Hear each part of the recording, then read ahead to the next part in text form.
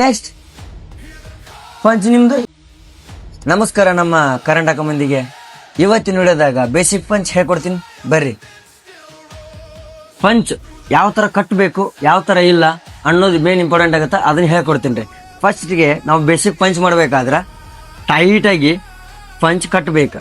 ಟೈಟಾಗಿ ಕಟ್ಟಿಂದ ಸ್ಟ್ರೈಟಾಗಿರ್ಬೇಕು. ಒಬ್ಬೊಬ್ರು ಯಾವ ಥರ ಕಟ್ತಾರೆ, ಹೊರಗೆ ಕಟ್ತಾರೆ, ಹಿಂಗೆ ಒಳಗೆ ಕಟ್ತಾರೆ. ಹಂಗೆ ಕಟ್ ಮಾಡಿದ್ರಿ, ಹಂಗೆ ಕಟ್ ಮಾಡಿದ್ರೆ ರಾಂಗ್ ಆಗ್ಬಿಡ್ತದೆ ಪಂಚ.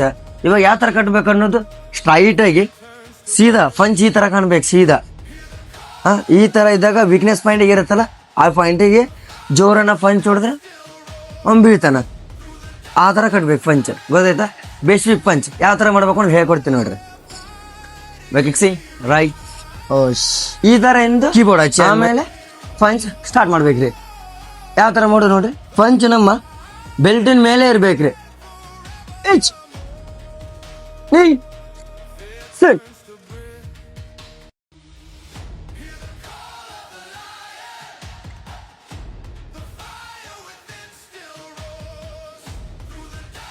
ಈ ಥರ ಪಂಚ್ ಮಾಡ್ಬೇಕ್ರಿ.